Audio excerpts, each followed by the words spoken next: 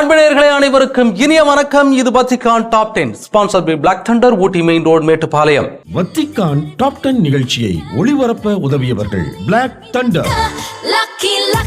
Lucky Falls at Black Thunder, Ooty main road, Mettupalayam. நேயர்களே, 2000 ஆண்டுகள் பாரம்பரியத்துக் கொண்டு விளங்கும் கத்தோலிக்க திரு அவையின் தலைமையிடம்தான் வத்திக்கான் நகரம். உலகின் பல்வேறு மாற்றங்களுக்கு காரணமாய் அமைந்திருக்கும் இந்த வத்திக்கானை மையமாக வைத்து திருத்தந்தைகளின் உலகளாவிய தொடர்பாடுகள் இருக்கின்றன, செயல் திட்டங்களும் நிறைவேறுகின்றன. அந்த வகையில் திரு அவை செய்திகள், திருத்தந்தையின் உரைகள், சந்திப்புகள், திருப்பயணங்கள், சமூக நேர்காணல்கள் என எண்ணற்ற நிகழ்வுகளை வாரந்தோறும் கொண்டு வருவதுதான் இந்த வத்திக்கான் டாப் 10. இன்றும் ஓரின ஈர்ப்பாளர்கள் மற்றும் துறவரம் தொடர்பான விளக்கம், திரு அவைக்கும் சீனாவுக்குமான உறவு எப்படிப்பட்டது, நம்பிக்கை வளர்க்க புதிய திரைப்படம் என பல நிகழ்வுகள் காத்திருக்கின்றன. அனைத்தும் அறிந்து கொள்ள வாருங்கள், இணை நிகழ்ச்சிக்குள் போகலாம்.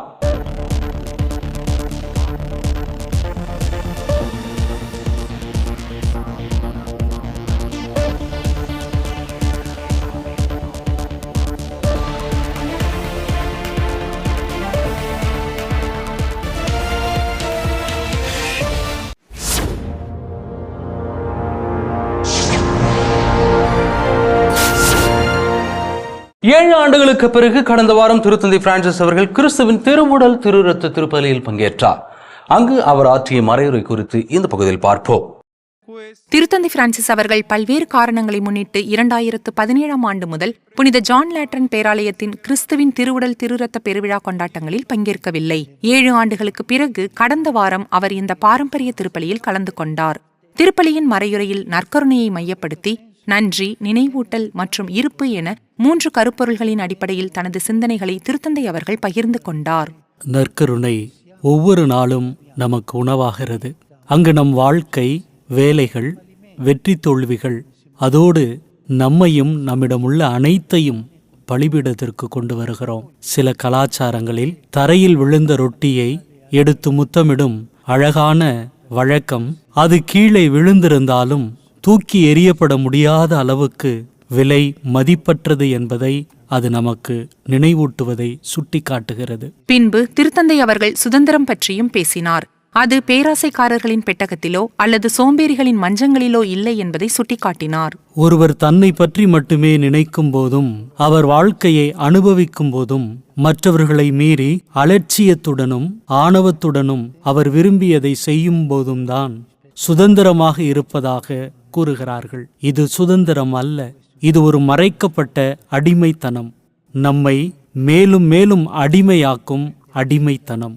இன்றைய உலகம் போர்களாலும் மோதல்களாலும் சிதைந்து கிடப்பதாகவும் திருத்தந்தை பிரான்சிஸ் அவர்கள் கவலை தெரிவித்தார். போரின் அழிவுகளாலும் இடிபாடுகளாலும் நிறைந்துள்ள நம் தெருக்கள் மீண்டும் அமைதியின் பாதைக்கு திரும்புவதற்கு நற்கருணை நமக்கு தேவைப்படுகிறது. அந்நற்கருணையின் நல்ல புதிய அன்பின் நறுமணத்தை உலகிற்கு கொண்டு வர வேண்டிய அவசர தேவை நமக்கு உள்ளது.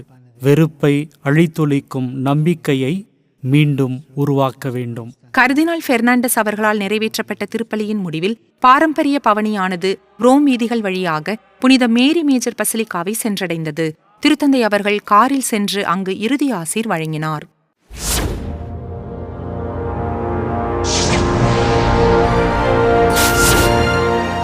போர் காரணமாக சூடானில் தற்போது ஏறக்குறைய 25 லட்சம் மக்கள் பலவித உதவிகளை நாடி இருப்பதாக உலக புலம்பெயர்வோருக்கான அமைப்பு தெரிவித்திருக்கிறது. இந்நிலையில் திருத்தந்தை பிரான்சிஸ் அவர்கள் அமைதிக்கான வழிமுறைகளை உருவாக்க அழைப்பு விடுத்திருக்கிறார். அதை குறித்து இந்த பகுதியில் பார்ப்போம். 1 வருடமாக சூடானில் போர் இடைவிடாது தொடர்ந்து நடைபெற்று வருகிறது. இதுவரை ஏறக்குறைய 15,000 பேர் இறந்துள்ளனர். மேலும் மில்லியன் கணக்கானவர்கள் இடம்பெயர்ந்த நிலையில் இந்த மோதலை உலகின் மிக கடுமையான மனிதாபிமான நெருக்கடிகளில் ஒன்றாக ஐக்கிய நாடுகள் அவை விவரித்துள்ளது. சூடானில் அமைதிக்கான தீர்வை காண தேசிய மற்றும் சர்வதேச அதிகாரிகள் தங்கள் ஒத்துழைப்பை வழங்க இயேசுவின் திருவுடல் திருரத்த பெருவிழா குறித்த தனது மூவேளி ஜெபத்தின் போது திருத்தந்தை அவர்கள் அழைப்பு விடுத்தார். 1 வருடத்திற்கு மேலாக அமைதிக்கான தீர்வு எட்டப்படாமல் போர் நீடித்து வரும் சூடானுக்காக ஜெபிக்குமாறு உங்களை அழைக்கிறேன். ஆயுதங்கள் அமைதியாகி அங்குள்ள அதிகாரிகள் மற்றும் சர்வதேச சமூகத்தின் அர்ப்பணிப்பால் பாதிப்படைந்த மக்களுக்கும் இடம்பெயர்ந்தவர்களுக்கும் உதவி கிடைக்கட்டும். சூடான் அகதிகள் அண்டை நாடுகளில் வரவேற்பையும் பாதுகாப்பையும் பெறட்டும். இடம்பெயர்வுக்கான சர்வதேச அமைப்பின் கூற்றுப்படி கிட்டத்தட்ட 25 லட்சம் மக்களுக்கு மனிதாபிமான உதவி தேவைப்படுகிறது. இந்த எண்ணிக்கை அந்நாட்டின் மக்கள் தொகையில் பாதி என்பது கவனிக்கத்தக்கது.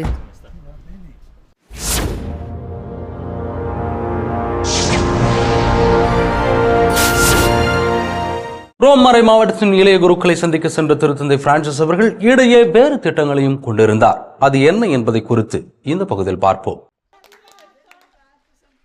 அருட்சகோதரிகள் குழு ஒன்று திருத்தந்தை பிரான்சிஸ் அவர்களை இருகரம் நீட்டி வரவேற்றனர். அங்கு திருத்தந்தை அவர்கள் அவர்களோடு கலந்துரையாடினார்.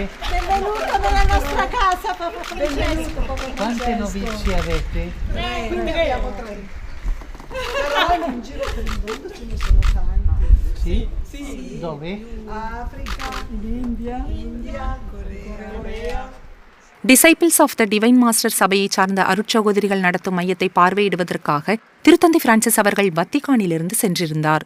அங்கே உள்ளே அவருக்காக இன்னும் பலர் காத்திருந்தனர். உங்கள் அனைவருக்கும் வாழ்த்துக்களை தெரிவித்துக் கொள்கிறேன். உங்களது பணிக்காக நன்றியை தெரிவித்துக் கொள்கிறேன். துணிவோடு முன்னேறுங்கள். நல்லது செய்வதில் சோர்வடைய வேண்டாம். உங்களுக்கு எனது எல்லா ஆசீர்வாதங்களையும் வழங்குகிறேன். திருத்தந்தையின் இந்த பயணத்திற்கான காரணம் உண்மையில் அருட்சகோதரிகளை சந்திப்பது அல்ல, மாறாக ரோம் மறை மாவட்டத்தின் இளைய குருக்களை சந்திப்பதாகும். ரோம் மறை மாவட்டத்தின் இளைய குருக்களுடன் சிறிது நேரம் செலவிட்ட திருத்தந்தை அவர்கள் நகரத்தில் உள்ள சமூக பிரச்சினைகள் மற்றும் ஆன்மீக நெருக்கடிகளை எவ்வாறு எதிர்கொள்வது என்பது பற்றி பேசினார். திருத்தந்தைக்கும் மறைமாவட்ட குருக்களுக்கும் இடையிலான அடுத்த சந்திப்பு 1984 மற்றும் 2014 ஆண்டுக்கு இடையில் குருவாக திருநிலைப்படுத்தப்பட்டவர்களுடன் இருக்கும் என்பது குறிப்பிடத்தக்கது.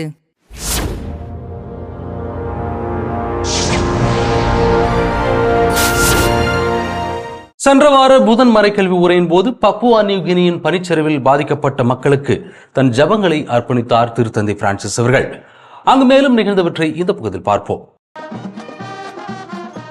கடந்த வாரம் புதன்கிழமை நடைபெற்ற பொது பார்வையாளர்கள் சந்திப்பிற்காக தனது வாகனத்தில் திருத்தந்தை பிரான்சிஸ் அவர்கள் வந்தபோது அவரை வரவேற்க திருவிழா போன்ற சூழல் காத்திருந்தது. தனது உரையில் பப்புவா நியூ கினியை பற்றி திருத்தந்தை அவர்கள் பேசினார். கடந்த சில மாதங்களில் ஏற்பட்ட பனிச்சரிவில் 2000 பேர் உயிரோடு புதைக்கப்பட்டதோடு இந்த இயற்கை சீற்றத்தால் சுமார் 7000 பேர் பாதிக்கப்பட்டுள்ளதாக ஐக்கிய நாடுகள் அவை தெரிவித்துள்ளது. பப்புவா நியூ கினியின் சில கிராமங்களில் ஏற்பட்ட பெரிய நிலச்சரிவில் பாதிக்கப்பட்டவர்களுக்காக நான் தொடர்ந்து ஜெபிக்கிறேன். வீடுகளை இழந்து தவிக்கும் குடும்பத்தினர்களுக்கும் பப்புவா மக்களுக்கும் இறைவன் ஆறுதல் அளிப்பாராக. திருத்தந்தை பிரான்சிஸ் அவர்கள் தனது முன்னோடிகளில் ஒருவரான 6ஆம் பவுல் குறித்து அங்கு பேசினார். மேலும் புத்தகம் ஒன்றையும் திருப்பயணிகளுக்கு பரிந்துரைத்தார்.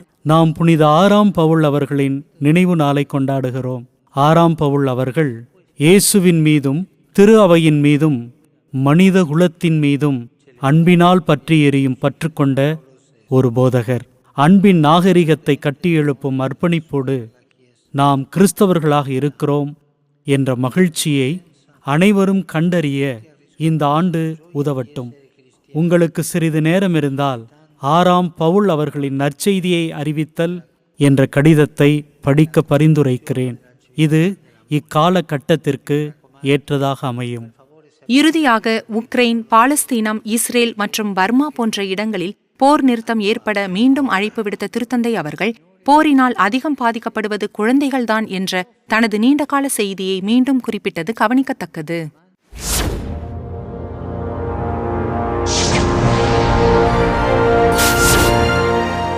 ஓரின ஈர்ப்பாளர்கள் மற்றும் துறவற வாழ்வு தொடர்பாக திரு அவையின் பதில் என்ன என்பதை குறித்து திருத்தந்தை பிரான்சிஸ் அவர்கள் கூறியவற்றை இந்த பகுதியில் பார்ப்போம். இந்த மாத தொடக்கத்தில் இத்தாலிய ஆயர்களுடனான ஒரு சந்திப்பின் போது திருத்தந்தை பிரான்சிஸ் அவர்கள் இங்கு அதிக முட்டாள்தனம் உள்ளது என்ற வார்த்தைகளை பயன்படுத்தியதாக ஊடகங்கள் புகார் தெரிவித்தன. ஒரே பாலின ஈர்ப்பு நிலை கொண்ட நபர்களை குறுமடத்திற்குள் அனுமதிப்பது குறித்து முன்பு கேட்கப்பட்ட சந்தேகங்களின் போது திருத்தந்தை அவர்கள் அவ்வாறு தெரிவித்தார்.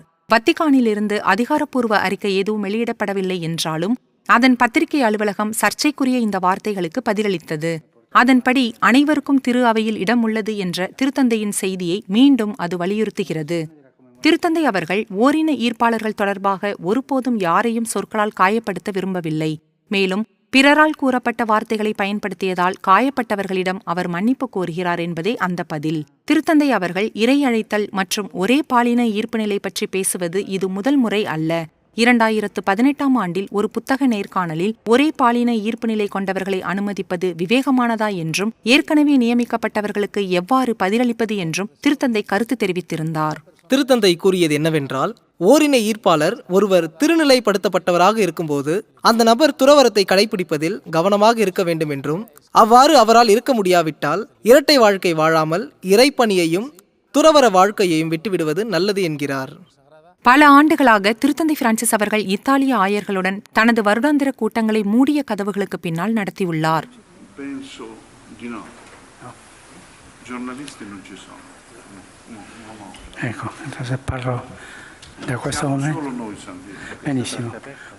திருத்தந்தை பிரான்சிஸ் அவர்கள் தனது முன்னோடியான 16ஆம் பெனடிக்ட் அவர்களால் அங்கீகரிக்கப்பட்ட ஒரே பாலின ஈர்ப்பு நிலை கொண்டவர்களை குறுமடங்களில் அனுமதிக்கும் வாய்ப்பை மறுக்கும் வத்திக்கானின் அதிகாரப்பூர்வ நிலைப்பாட்டை தொடர்ந்து பின்பற்றி வருகிறார் என்பது கவனிக்கத்தக்கது.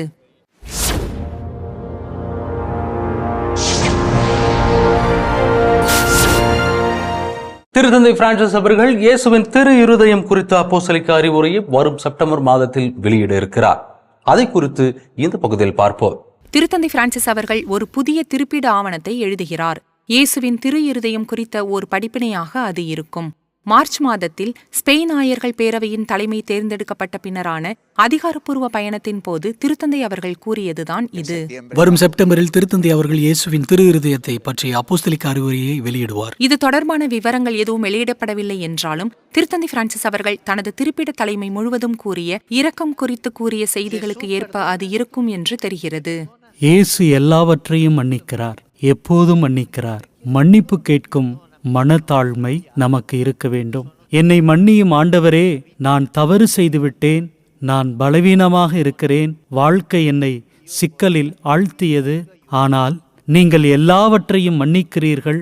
நான் என் வாழ்க்கையை மாற்ற விரும்புகிறேன். நீங்கள் எனக்கு உதவி செய்வீர்கள், ஆனாலும் நான் உங்கள் வார்த்தையை சரியாக கேட்கவில்லை என்று தொடர்ந்து ஜெபியுங்கள். இது உண்மையா? அவர் எல்லாவற்றையும் மன்னிப்பாரா? ஆம், மன்னிப்பார். அதை மறந்து விடாதீர்கள். ஆன்மீக மட்டத்தில் திருத்தந்தை பிரான்சிஸ் அவர்கள் அடிக்கடி திரும்ப திரும்ப கூறும் செய்திகளில் ஒன்று பாவங்கள் அனைத்தையும் விட கடவுளின் இரக்கம் பெரியது என்பதுதான்.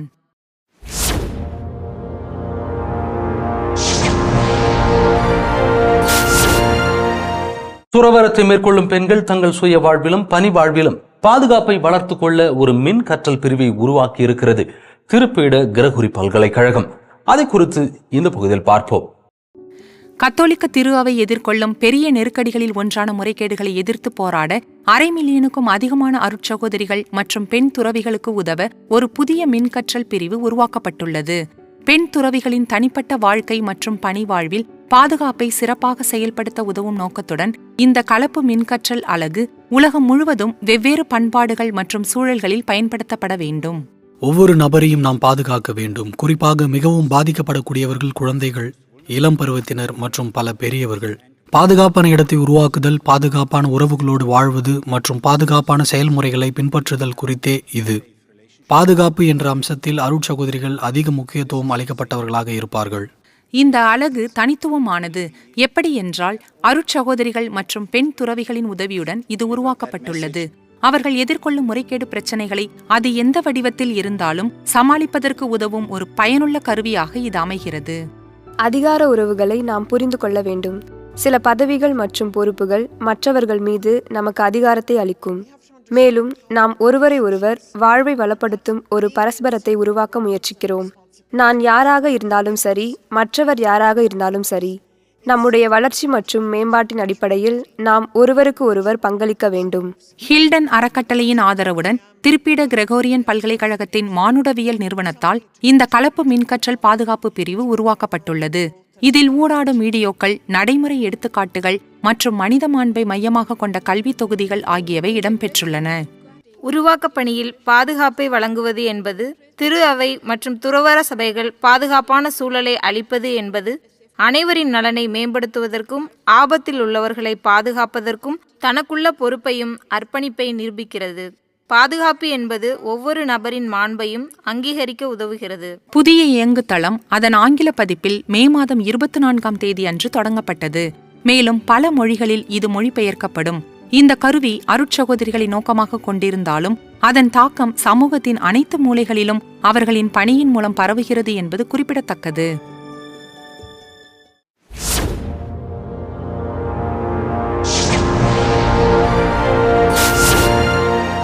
திரு அவைக்கும் சீனாவுக்கும் இடையே உள்ள ஒரு எப்படிப்பட்டது என்பதை விளக்கும் ஆவணப்படம் ஒன்று சமீபத்தில் உருவாக இருக்கிறது. அது குறித்து இந்த பகுதியில் பார்ப்போம். 2018ஆம் ஆண்டு வத்திக்கானுக்கும் சீனாவுக்கும் இடையிலான உறவுகளுக்கு ஒரு முக்கிய ஆண்டாக அமைந்தது. ஆயர்கள் நியமனம் தொடர்பாக வரலாற்று சிறப்புமிக்க ஒப்பந்தம் அந்த ஆண்டில் கையெழுத்தானது. இரு நாடுகளுக்கும் இடையிலான நுட்பமான உரையாடலை மேம்படுத்த இது ஒரு முக்கிய தூதரக நடவடிக்கையாகும். ஆனால் இது மட்டுமல்ல, மற்றொரு குறிப்பிடத்தக்க செய்தி என்னவென்றால் 1600ஆம் ஆண்டுகளில் அங்கு வந்து மறைப்பணியாற்றிய ஸ்பானிய மறைபரப்பு பணியாளருக்காகவும் அவருடன் பணியாற்றிய இயேசு சபை அருட்தந்தை அவர்களின் நினைவாகவும் சீனா 2018ஆம் ஆண்டை அருட்தந்தை தியேகோ தே பண்டோகா ஆண்டாக அறிவித்தது. அவர்கள் சீன பண்பாட்டின் ஒரு பகுதியாக மாறி நற்செய்தி அறிவிப்பு பணியை மேற்கொண்டார்கள்.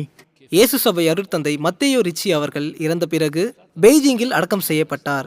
பெய்ஜிங்கில் பேரரசரின் அனுமதியுடன் ஒரு வெளிநாட்டவர் அடக்கம் செய்யப்பட்டது வரலாற்றில் அதுவே முதல் முறை. இந்த 2 மறைபரப்பு பணியாளர்களும் மிகவும் ஊக்கமளிக்கும் நபர்களாக இருக்கிறார்கள். ஏனென்றால் அவர்கள் கிறிஸ்தவர்களாகவும் மேற்கத்தியர்களாகவும் சீன மக்களுடன் எப்படிப்பட்ட உறவு முறையை பின்பற்ற வேண்டும் என்பதற்கு எடுத்துக்காட்டாக இருக்கிறார்கள். சீனாவுடனான திரு அவையின் உறவானது Diego de Pantoja a bridge between China and the West என்ற புதிய ஆவணப்படத்தில் விளக்கப்பட்டுள்ளது. இந்த ஆவணப்படத்தின் தனிச்சிறப்பு என்னவென்றால் சீன மக்கள் என்ற ஒரு குறிப்பிட்ட பார்வையாளர்களை மனதில் வைத்து இது தயாரிக்கப்பட்டுள்ளது. இந்த ஆவணப்படம் சீன மொழியில்தான் இருக்கும். சீனாவில் திரையிடப்பட வேண்டும் என்பதுதான் இதன் இலக்கு. ஆவணப்படம் என்பது ஒரு வரலாற்று திரைப்படமாகும். அங்கு நாம் பண்டோகா அவர்களின் உருவம் மற்றும் அவர் யார் என்பதை விவரிக்கிறோம். பிரிட்ஜ், அதாவது பாலங்கள் என்ற வார்த்தை அவரை சிறப்பாக வரையறுக்கிறது என்று நான் நம்புகிறேன். ஒருவரையொருவர் அறிந்து கொள்ள மற்றவர்களுடன் அமர்ந்திருக்கும் திறன் கொண்டவர்களாக இருப்பது முக்கியம். இதைத்தான் பண்டோகா அவர்கள் செய்தார். திருத்தந்தை பிரான்சிஸ் அவர்கள் கூட இந்த திட்டத்தில் ஈடுபட விரும்பினார். ஆவணப்படம் மூலம் சீன மக்களுக்கு அவர் ஒரு கடிதம் அனுப்பினார். அதில் அருட்தந்தை தியேகோ அவர்கள் மேற்கு நாடுகளில் சீன கலாச்சாரத்தின் தூதர் என்று அவர் குறிப்பிட்டிருந்தார். தனது திருப்பிட தலைமை முழுவதும் சீனாவுடனும் எல்லாவற்றிற்கும் மேலாக அங்கு வாழும் கத்தோலிக்கர்களுடனும் உறவுகளை வலுப்படுத்துவதற்கான தனது உறுதிப்பாட்டை திருத்தந்தை பிரான்சிஸ் அவர்கள் வலியுறுத்தியுள்ளார். சீன கத்தோலிக்க திரு அவை மேற்கத்திய கலாச்சாரம் மற்றும் சீன கலாச்சாரம் ஆகியவற்றுக்கு இடையேயான இந்த உரையாடலை அமைதி மற்றும் மரியாதைக்குரிய சூழலில் வளர்ப்பதில் திருத்தந்தை பிரான்சிஸ் அவர்கள் மிகவும் ஆர்வமாக இருப்பதோடு பெரும் பங்களிப்பையும் செய்துள்ளார். பெய்ஜிங்கின் தடை செய்யப்பட்ட மண்டலத்திற்குள் நுழைந்த முதல் ஸ்பானிய அருட்தந்தை டியேகோ அவர்கள்தான். மேலும் பல நூற்றாண்டுகளுக்கு முன்பே திரு அவையுடனான உரையாடலை தொடங்க அவர்தான் உதவினார். அக்கால சீன கலாச்சார யதார்த்தத்திற்கு ஏற்ப கிறிஸ்தவத்தை மாற்றியமைப்பதில் அவரது பணி குறிப்பிடத்தக்கதாய் இருந்தது. வத்திக்கானுக்கும் சீனாவுக்கும் இடையில் பாதையை அமைப்பதற்கும் பாலங்களை கட்டுவதற்கும் திரு அவை பார்க்கும் வரலாற்று உதாரணங்களில் அருட்தந்தை தியேகோ அவர்களும் ஒருவர் என்பது குறிப்பிடத்தக்கது.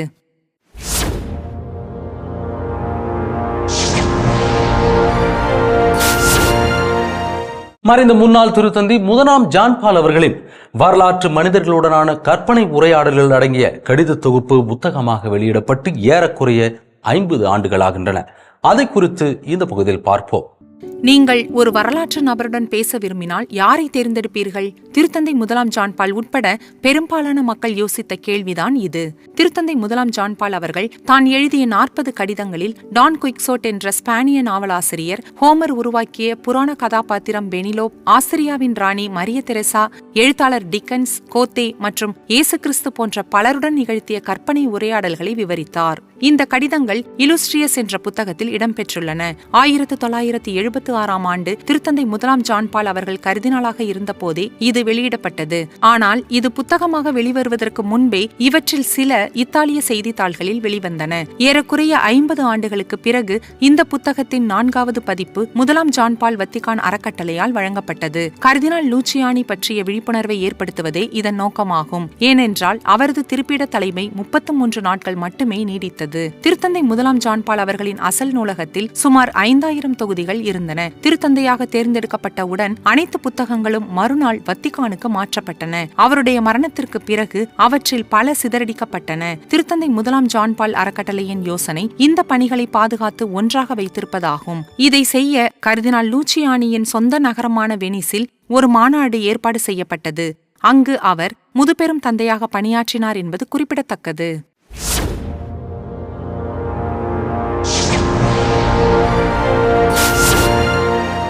அமெரிக்காவில் உலகின் நீண்ட நற்கருணை திருப்பயணம் நடந்து வரும் இந்த தருணத்தில் திருப்பலி மற்றும் நற்கருணையின் மீதான நம்பிக்கையை வளர்க்கும் விதமாக திரைப்படம் ஒன்று வெளியாகி இருக்கிறது. அதை குறித்து இந்த பகுதியில் பார்ப்போம். 2019 ஆண்டில் பியூ ரிசர்ச் ஆய்வின்படி அமெரிக்க கத்தோலிக்கர்களில் 1/3 பகுதியினர் மட்டுமே நற்கருணையில் இயேசுவின் உண்மையான இருப்பை நம்புகிறார்கள். ஆனால் அமெரிக்காவில் உள்ள திரு அவை இதை மாற்றும் எண்ணத்தில் வெள்ளித்திரையின் மூலம் நடவடிக்கை எடுத்து வருகிறது. இயேசு தாகமாய் இருக்கிறார் என்று பொருள்படும் ஜீசஸ் தர்ஸ் என்ற இந்த புதிய திரைப்படம் திருப்பலி மற்றும் நற்கருணை மீதான நம்பிக்கையை பார்வையாளர்கள் பெற வழிகாட்டுகிறது. மேலும் இது மனதை, வாழ்க்கையை மாற்றும் சக்தியை கொண்டுள்ளது என இதன் தயாரிப்பாளர் நம்புகிறார். இந்த ஆவணப்படத்தை, இந்த அன்பு கடிதத்தை பார்த்த பிறகு நான் முடிந்தவரை அடிக்கடி நற்கருணை ஆராதனைக்கு செல்ல வேண்டியது அவசியம் என்று நீங்கள் நினைக்கப் போகிறீர்கள். எங்கள் விளம்பரம் மற்றும் எங்கள் பிரீமியர்களில் இதை பார்த்தவர்கள் என்னிடம் மீண்டும் மீண்டும் சொல்ல கேட்டிருக்கிறேன். இது உங்கள் வாழ்க்கையை எவ்வாறு மாற்றும் என்பது முற்றிலும் ஆச்சரியமானது. இத்திரைப்படம் நற்கருணையின் விவிலிய மூலத்தை எடுத்துக்காட்டுவதோடு சிக்காகோ நகரத்திலிருந்து ஸ்லோவாக்கியாவின் கிராமப்புறங்களுக்கும் உகாண்டாவின் கிராமங்களுக்கும் நற்கருணையின் அற்புதங்களையும் அனைத்து தரப்பு மக்களுக்கும் திருப்பலி கொடுக்கும் சக்தியையும் காட்டும் விதமாக இந்த நவீன உலகம் முழுவதும் அழைத்துச் செல்கிறது.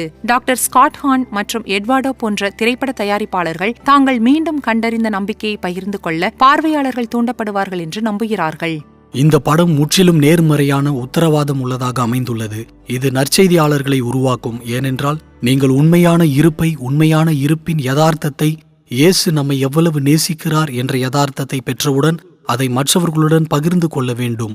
அதை செய்ய நீங்கள் நிர்பந்திக்கப்படுகிறீர்கள். ஜூன் மாதம் 4, 5 மற்றும் 6 தேதிகளில் அமெரிக்கா முழுவதிலும் உள்ள திரையரங்குகளில் ஜீசஸ் தர்ஸ் என்ற இந்த திரைப்படம் வெளியிடப்பட்டது. மேலும் பல்லாயிரக்கணக்கான மக்கள் இண்டியானா போலீஸில் தேசிய நற்கருணை மாநாட்டிற்காக கூடுவார்கள் என்பது கவனிக்கத்தக்கது. என் அன்பு நேயர்களே, இன்றைய நிகழ்வுகள் அனைத்தும் நீங்கள் பயன்பெறும் வகையில் அமைந்திருக்கும் என்று நாங்கள் நம்புகிறோம். மீண்டும் அடுத்த வாரம் இதே நிகழ்ச்சியில் சந்திக்கிறோம். இது Vatican top 10 sponsored by Black Thunder, Ooty main road, Mettupalayam. நன்றி, வணக்கம், மரியே வாழ்க. வத்திக்கான் டாப் 10 நிகழ்ச்சியை ஒளிபரப்ப உதவியவர்கள் பிளாக் தண்டர்.